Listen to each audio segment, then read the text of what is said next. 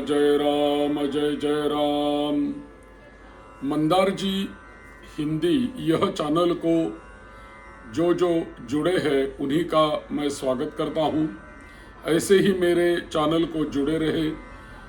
जिन्होंने मेरा यह चैनल सब्सक्राइब नहीं किया हो अब तक, तो उनको यही प्रार्थना है, मेरा चैनल जरूर सब्सक्राइब करें। वीडियो यदि पसंद आ गए तो वीडियो को लाइक करें और अपने परिवारजनों में शेयर करते रहे। धर्मशास्त्र के बारे में जानकारी सभी को होनी चाहिए। यदि धर्मशास्त्र की जानकारी होगी, कौन सा कर्म कैसा करना चाहिए, इसकी जानकारी यदि हमें मिल गई तो हरेक के घर में कर्म अच्छा हो जाएगा। धर्मशास्त्र को जैसा चाहिए वैसा करने का प्रयास सभी जगह पे हो पाएगा।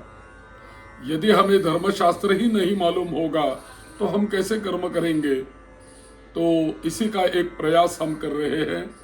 हम आज इस वीडियो के द्वारा श्राद्ध के बारे में चर्चा करेंगे। श्राद्ध किसको बोलते हैं?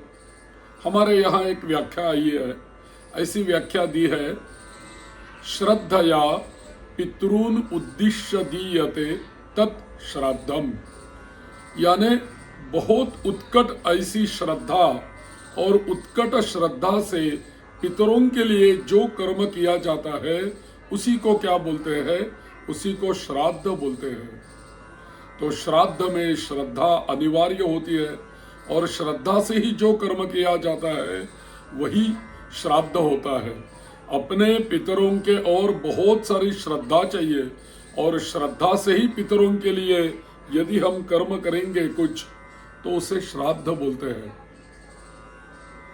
कुछ श्लोक ऐसे मिलते हैं कि जो श्राद्ध की महती हमें बताते हैं। जैसे कि एक श्लोक है, देव कार्यादपि सदा पितृकार्यं विशिष्यते देवताभ्यो हि पूर्वं पितॄणाम आप्यायनम वरम। देव कार्य की अपेक्षा पितृ कार्य की विशेषता मानी गई है। अतः देव कार्य से पूर्व पितरों को तृप्त करना ही चाहिए। देव कार्य की जो अपेक्षा है वही अपेक्षा ऐसी है कि पितरों को तृप्त करना। पितृ कार्य की विशेषता यही है कि देवों को तृप्त करना। तो देव और पितर ये दोनों ही हमारे ओर कृपा करते हैं, तो दोनों को प्रसन्न रखने के लिए हमें कहा गया है। और यदि कोई भी देव कार्य हम कर रहे हो तो वही देव कार्य में पितरों को तृप्ति देनी ही पड़ती है, या तो पितरों को तृप्त करना ही पड़ता है।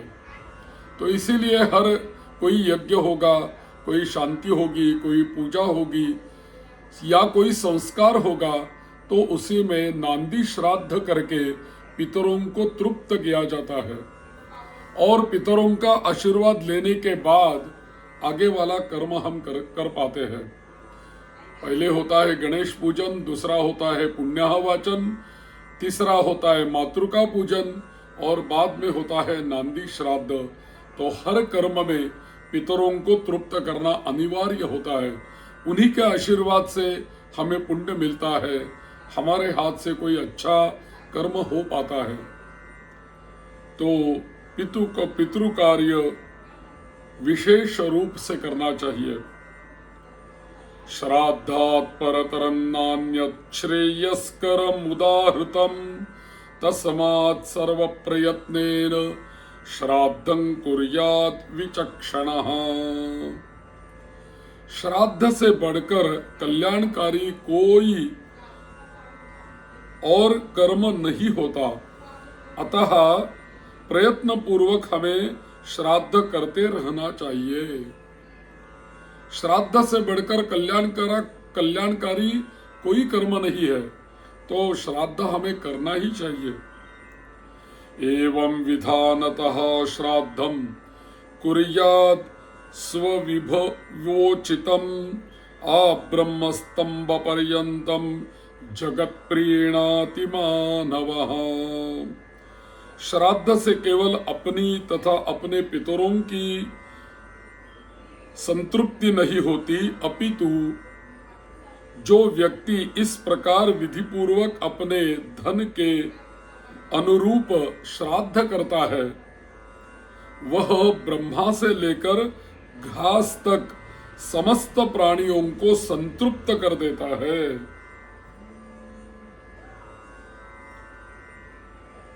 योनेन विधिना श्राद्धं कुर्याद् वै शान्तमानसः व्यपेत कल्मषो नित्यं याति नावर्तते पुनः। जो शांत मन होकर विधि पूर्वक श्राद्ध करता है, वह संपूर्ण पापों से मुक्त होकर जन्म मृत्यु के बंधन से छूट जाता है। ऐसी है श्राद्ध की महिमा, और इसीलिए हमें श्राद्ध करना ही चाहिए। जीव की परिसमाप्ति मृत्यु से होती है। इस ध्रुव सत्य को सभी ने स्वीकार किया है, और यह प्रत्यक्ष भी दिखलाई पड़ता है। जीवात्मा इतना सूक्ष्म होता है कि जब वह शरीर से निकलता है, उस समय कोई भी मनुष्य उसे अपने चर्म चक्षुओं से देख नहीं सकता, और यही जीवात्मा अपने कर्मों के भोगों को भोगने के लिए एक अंगुष्ठ पर्व परिमित अतिवाहिक सूक्ष्म अतीन्द्रिय शरीर धारण करता है। वालाग्र शतभागस्य शतधा कल्पितस्य च भागो जीवस्य विज्ञेयः सचानन्त्याय कल्पते। बाल की नोक के 100वें भाग के पुनः 100 भागों में कल्पना किए जाने पर जो एक भाग होता है, वही उसी के बराबर जीव का स्वरूप समझना चाहिए, और वह असीम भाव वाला होने में समर्थ होता है।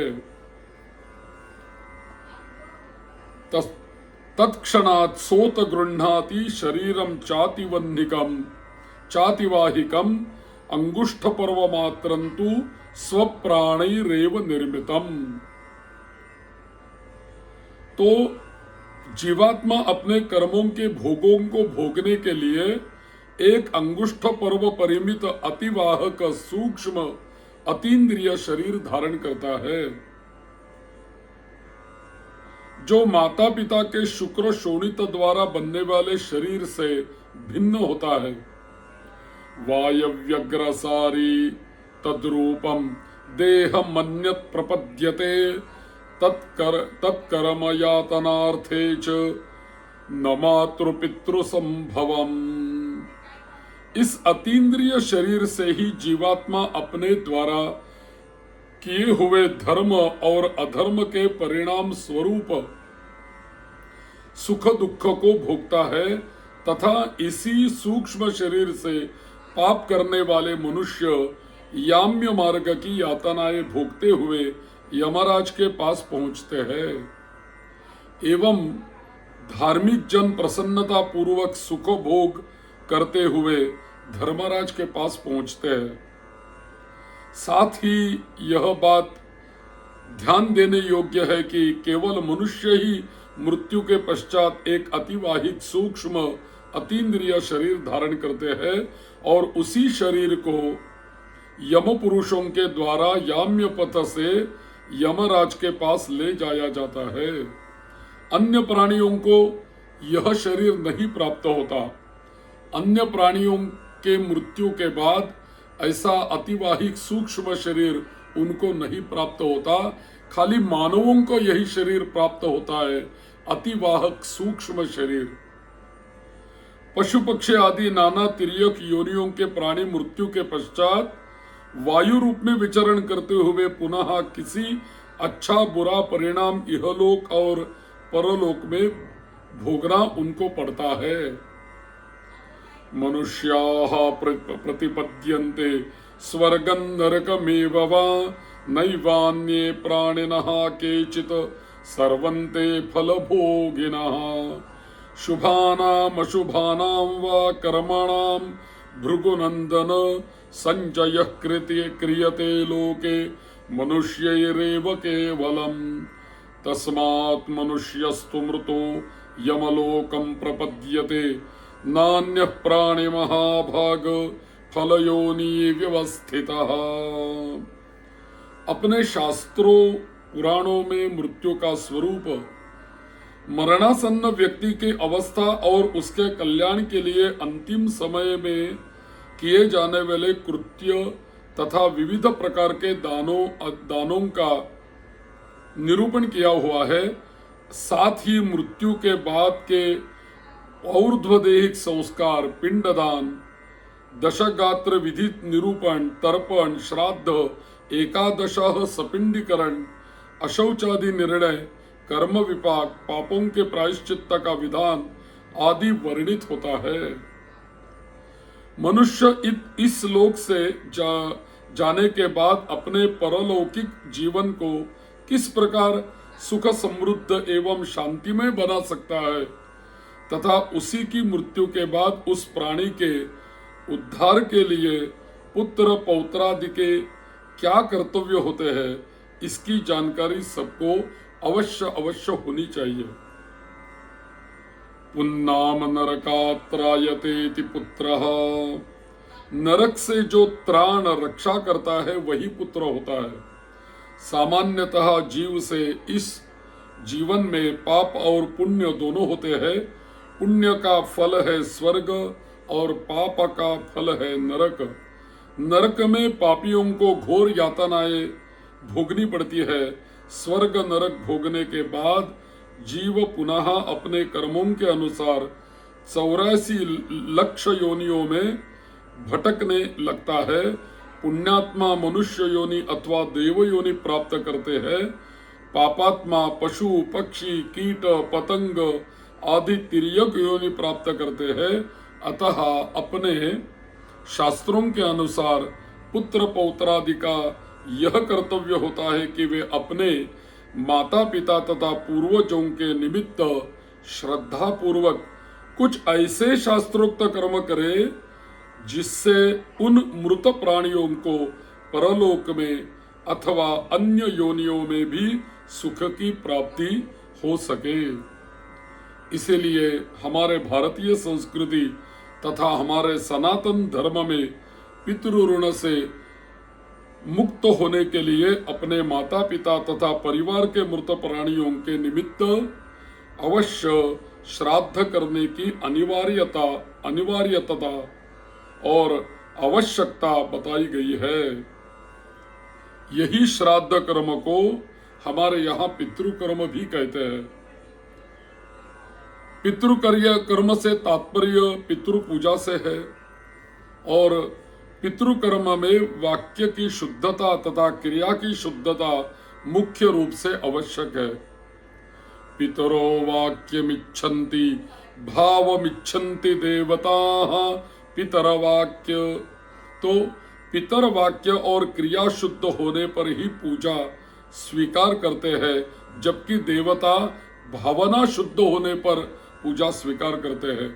तो देवों के लिए अच्छा शुद्ध भाव होना चाहिए और पितरों के लिए क्रिया शुद्ध होनी चाहिए। क्रिया शुद्ध होने पर ही पूजा स्वीकार करते हैं, जबकि देवता भावना शुद्ध होने पर ही पूजा स्वीकार करते हैं।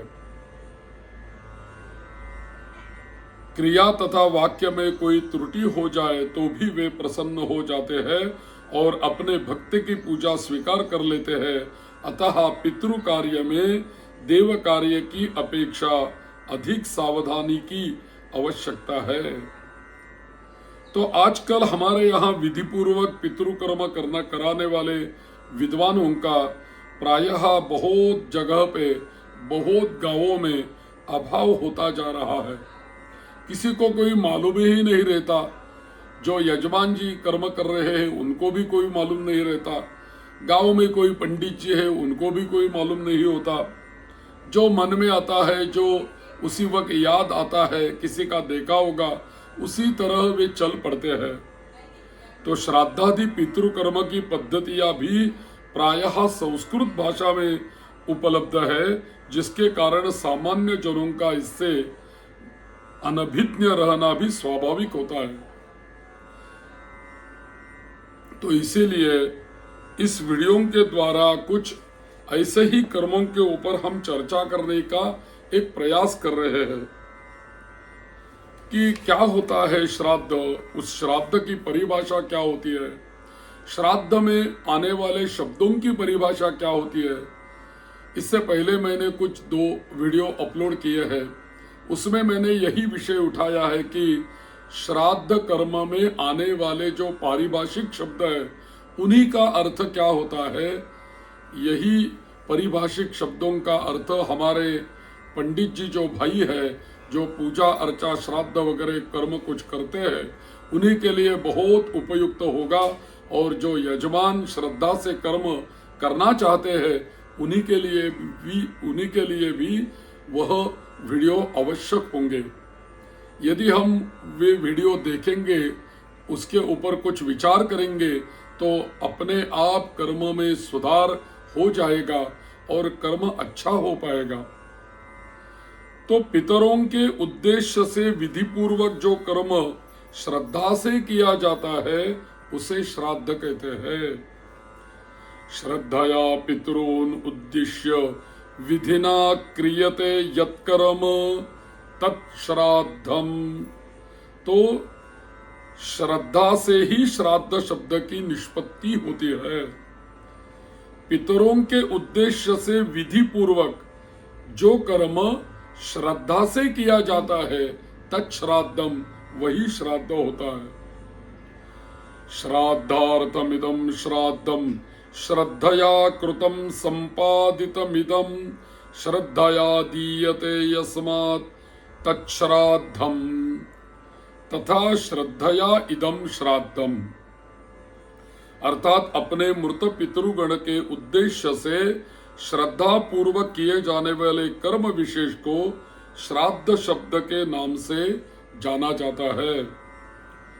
इसे ही पितृयज्ञ भी कहते हैं, जिसका वर्णन मनुस्मृति आदि धर्मशास्त्रों, पुराणों तथा वीर मित्रोदय, श्राद्ध कल्पलता, श्राद्ध तत्व, पितृदयिता आदि अनेक ग्रंथों में हमें प्राप्त होता है।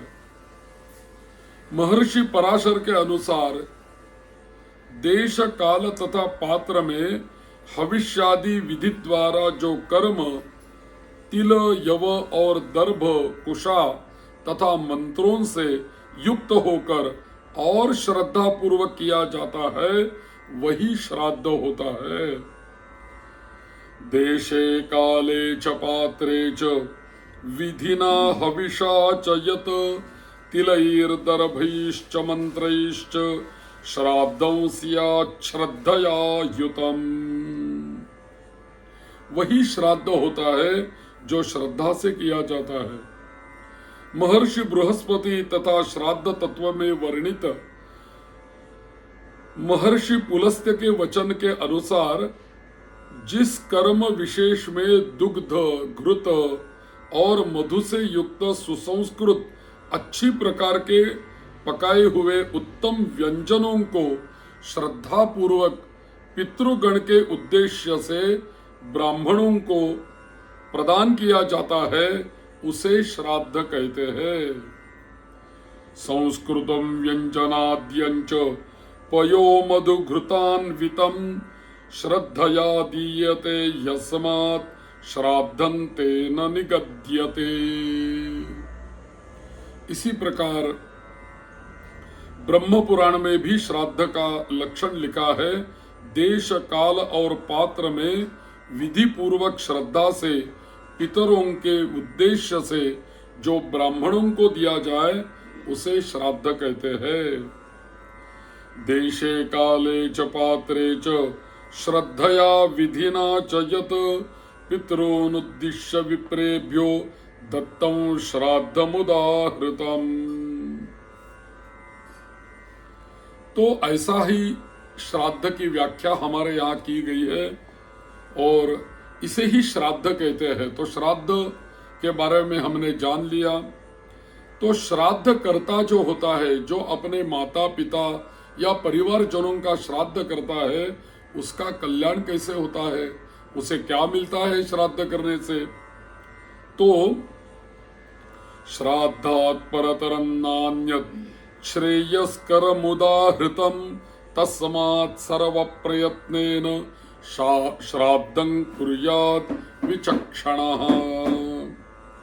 जो प्राणी विधि पूर्वक शांत मन होकर श्राद्ध करता है, वह सभी पापों से रहित होकर मुक्ति को प्राप्त होता है तथा फिर संसार चक्र में नहीं आता।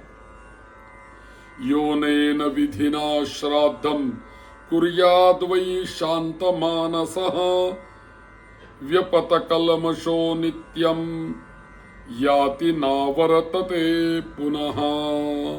कूर्म पुराण का यह श्लोक है कि उसे संसार चक्र में वापस आने का वापस नहीं आना होता, उसे मुक्ति मिल जाती है। जो मन से श्रद्धा से श्राद्ध करता है, सभी पापों से रहित होकर मुक्ति को प्राप्त होता है। अतः प्राणी को अपने पितृगण की संतुष्टि तथा अपने कल्याण के लिए भी श्राद्ध करना अनिवार्य है। अवश्य श्राद्ध करना ही चाहिए। इस संसार में श्राद्ध करने के लिए श्राद्ध से श्रेष्ठ अन्य कोई कल्याणकारक उपाय नहीं है। इस तथ्य की पुष्टि महर्षि सुमंत द्वारा भी की गई है। श्राद्धात् परतरं नान्यत्, अर्थात इस जगत में श्राद्ध से श्रेष्ठ अन्य कोई कल्याणप्रद उपाय नहीं है। अतः बुद्धिमान समझदार मनुष्य को यत्न पूर्वक श्राद्ध करना ही चाहिए।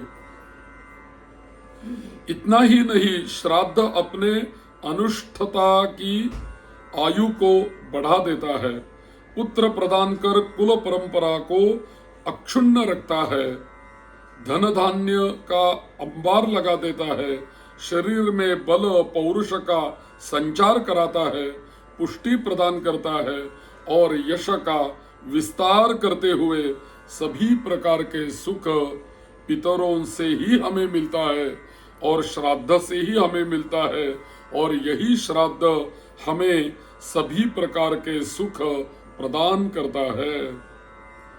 आयुः प्रजान यशस्वर्गम कीर्तिम पुष्टिम बलम श्रियम पशून् सौख्यम धनं धान्यम प्राप्नुयात् पितृपूजनात्। तो इस प्रकार श्राद्ध सांसारिक जीवन को सुखमय बनाता ही है और परलोक को भी सुधारता है और अंत में भी मुक्ति प्रदान करता है।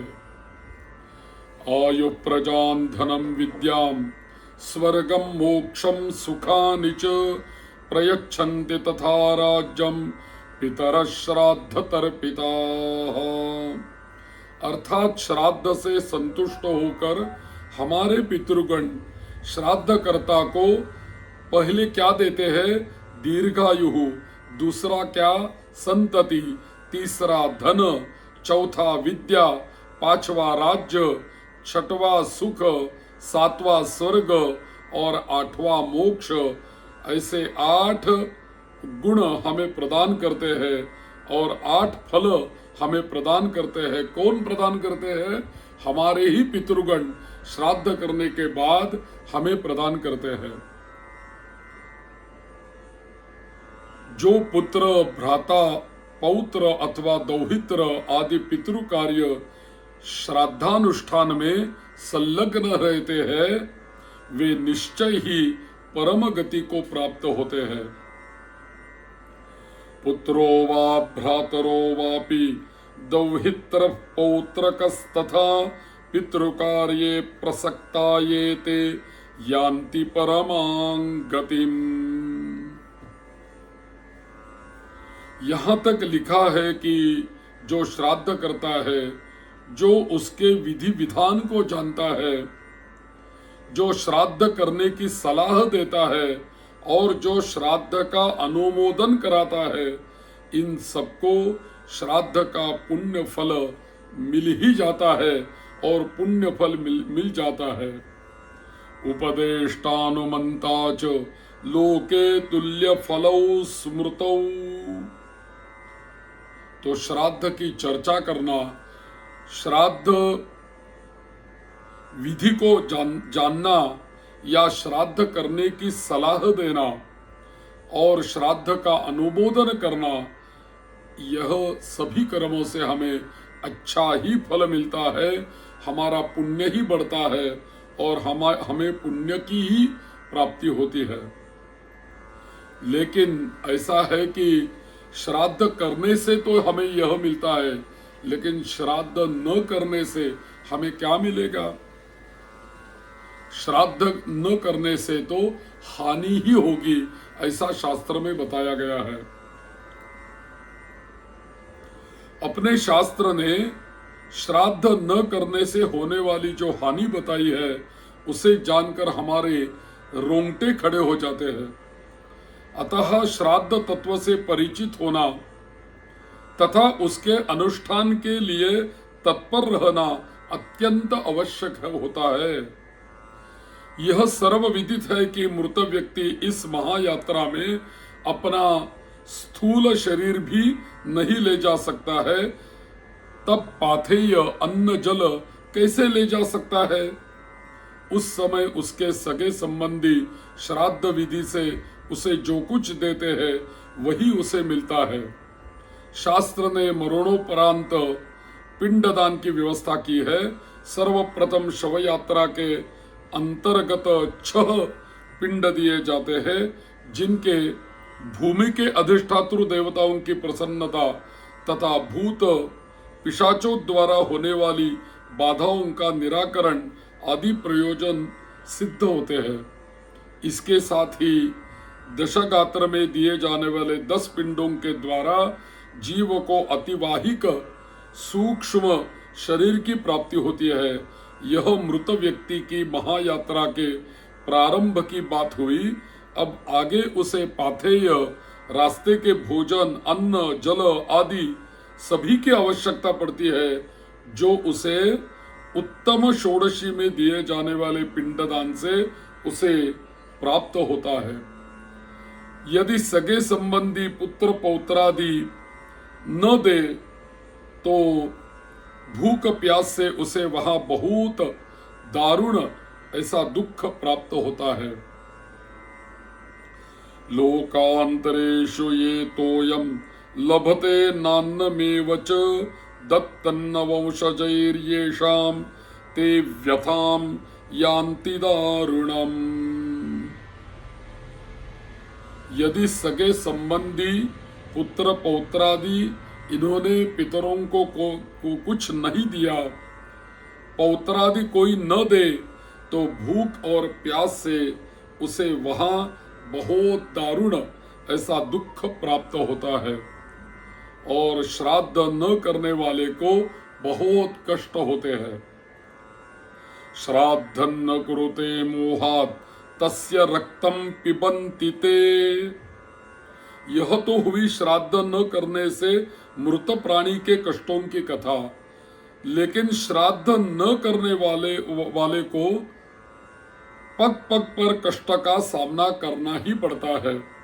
मृत प्राणी बाध्य होकर श्राद्ध न करने वाले अपने सगे संबंधियों का रक्त चूसने लगता है। श्राद्ध न कुरुते मोहात् तस्य रक्तम पिबन्ति ते।